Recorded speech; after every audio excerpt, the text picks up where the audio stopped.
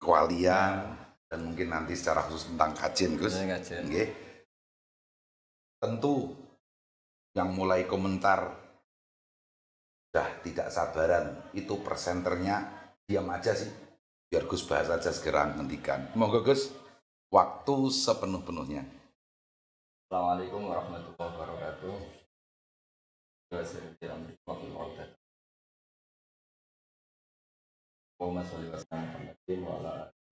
Yang sangat saya hormati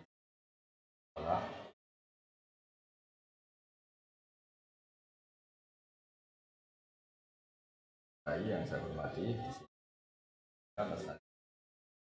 saya, mentor saya, ya tukang ngatur saya. Kebetulan kita ini tadi jagungan lama sebelum acara ini 1 jam. Kayaknya beliau mulai minat jadi wali. Kerap latihnya saya karena memang referensinya banyak saya. Tapi tetap Allah ya falu mayasa, siapa yang diangkat duluan ya serah Allah. Begini bicara dengan Bang Mutamakin, tentu kita tahu paling populer dari status beliau, dan saya yakin ini status hakikat dan nas itu adalah terkenal wali. Bang Mutamakin sendiri diambil dari kata Mutamakin fil maqam, orang yang kokoh dalam makomnya, tidak tergeser sana, tidak tergeser sini. Kalau dalam ilmu nahwu atau ilmu sorof, ketika isim itu menerima tanwin disebut mutamakin amkan. Ya. Karena ciri khas isim adalah diantaranya menerima tanwin. Sekali isim itu menerima tanwin maka disebut mutamakin amkan. Untuk menjadi wali yang permanen itu juga harus mutamakin. Jangan wali musiman, ketika kita fakir jadi wali karena sabar, ketika punya uang langsung nggak wali lagi karena mudah tergoda oleh nafsu. Ada beberapa referensi sebagai penghormatan pada bangsa saya di Matolek. Saya dan Gus Nadif disatukan sama-sama turunan Mbak Nabi Sepuh, juga sama-sama turunan Bang Mutamakin. Kita ngendikan ini atau matur ini tidak dalam konteks sombong, enggak. Kalau betul saya alim, Mas Nadif alim, tentu barokahnya Mbak kita gitu. Kalau betul kita ada alim, ya tanggung jawab kita masing-masing. Iya. Dan kita perlu memaklumatkan itu biar sesuai koridor zuriatan ba'duha min ba'd. Yang perlu diketahui anak-anak Matolek ini, saya ngaji sama anak-anak, bapak silakan ngoreksi. Ya sambil koreksi, kalau bener manduk-manduk sambil fantasi sebab bener. Kalau salah juga harus manduk-manduk, memang enggak nabi, enggak maksum. Jadi semuanya biasa aja standar gitu. Ada beberapa kitab yang saya baca. Ya, mertuanya Gus Nadif juga sebelumnya sudah keluarga. Saya juga menangi Mbah Dullah, bapak saya. Saya tentu banyak menangi Mbah Sahal karena beliau sepupu Mbah saya. Dan tadi Gus Nadif sudah saya bacakan di antara guru-gurunya Mbah Su'eb, mbah-mbahnya ngaji kajian juga di Bang Murtado. Bahwa begini, jadi asar komunitas kajian sekarang maupun kultur kajian sekarang itu tidak lepas dari dibentuk ulang orang dulu, wali-wali dulu. Karena tubuh makodamu wa asar. Jadi efek dari kewalian seseorang atau kealiman seseorang bisa membentuk satu nilai bersama. Dan itu kesuksesan para wali. Di Indonesia orang paling fasik sekalipun itu kalau makan ayam nggak disembelih itu mangkuk. Itu ayam itu. Jadi wali-wali dulu berhasil menanamkan nilai kalau hewan itu harus disembelih. Ya. Begitu juga nilai-nilai yang lain. Pun mereka sedang fasik. Apa saya bahasakan sedang karena agama ini selalu berharap memangkan air juwa dan ketika Nabi ditawarin Malakul Jibal untuk menghabisi penduduk Mekah karena kafir dan mendustakan Nabi, kata Nabi bal arju ayyukhrijawahu min aslabihim ma ya'budullaha wa la yusyriku bihi syai'an. Hingga cara muamalah dengan masyarakat sih muamalahnya adalah muamalah berharap akan lebih baik dan itu yang menjadikan kita kuat. Yang sedang fase kita harapkan tobatnya, yang sudah tobat kita harapkan lebih positif lagi. Agama ini diajari Quran la'allahum yarji'un la'allahum yantahun dan seterusnya. Berharap terus mereka mau pulang, mau kembali. Dan dalam kitab-kitab wali yang saya pelajari itu bahkan ngendikannya Allah dalam hadis qudsi. saya paling sayang kepada hambaku adalah tidak adbaro'an ketika mereka cuek sama saya. Dan yang saya paling segan kata Allah dalam hadis qudsi yang sedang menghadap saya.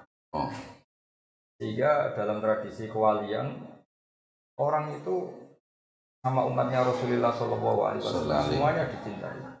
Yang soleh kita cintai respek kesalehannya. Yang fasik sebagai PR kita untuk menobatkan untuk supaya la'allahum yarji'un la'allahum yanzilun. Ini khazanah yang harus kita pegang. Bilan anjilin kabiron an kabirin, sehingga di matolek ada pelajaran misalnya kitab yang menerangkan bab tobat. Diterangkan bahwa pintu tobat tidak akan ditutup sebelum malam zuhur, sebelum orang itu dekati ajal atau nazar. Sehingga kita kenapa tidak menjadi orang yang stakung yang keras? Wong Allah saja.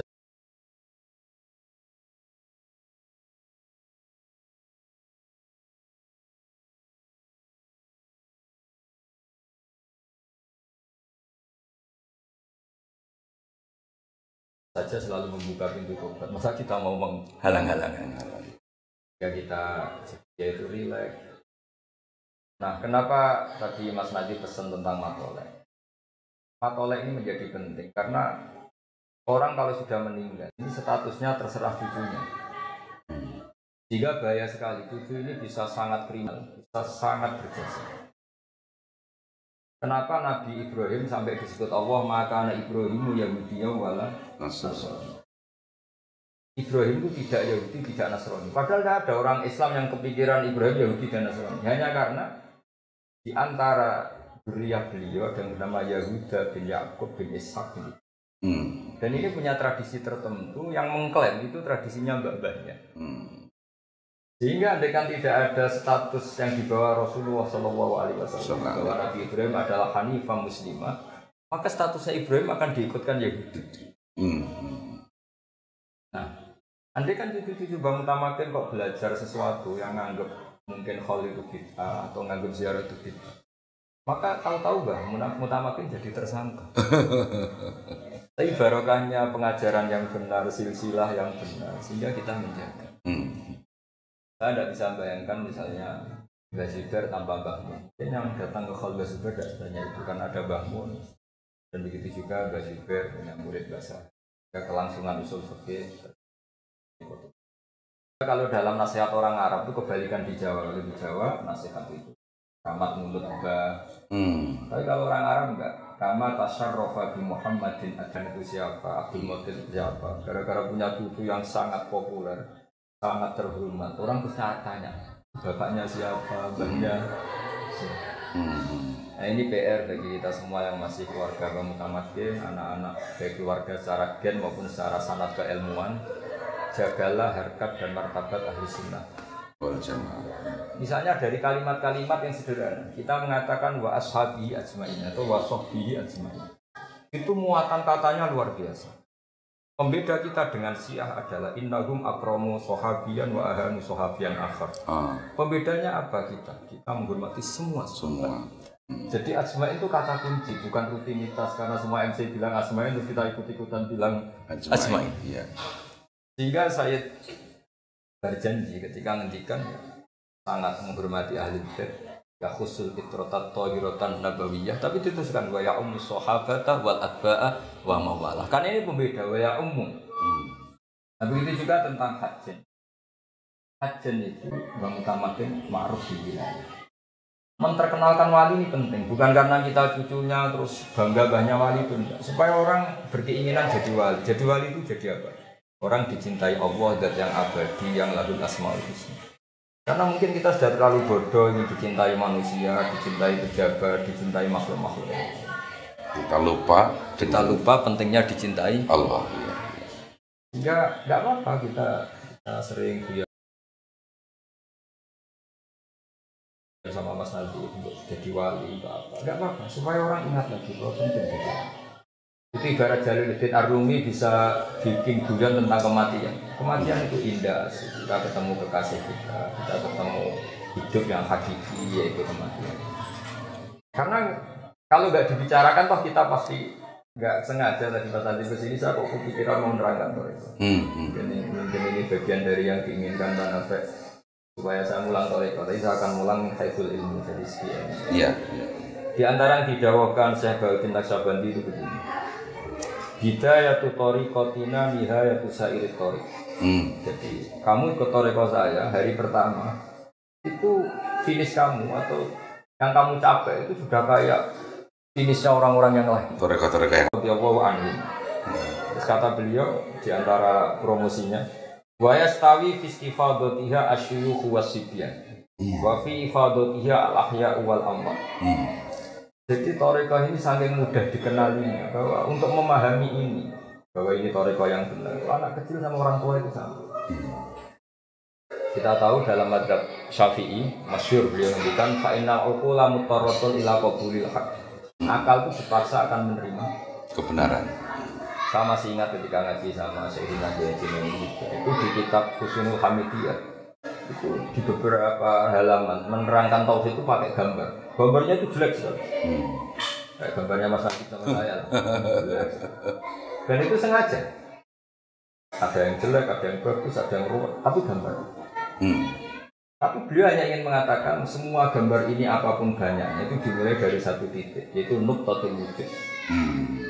Sehingga kamu tidak bisa merumuskan alam raya meskipun ada Jupiter, ada Mars, ada apa saja. Tetap menuju bin wahid, yaitu Allah Subhanahu wa Ta'ala.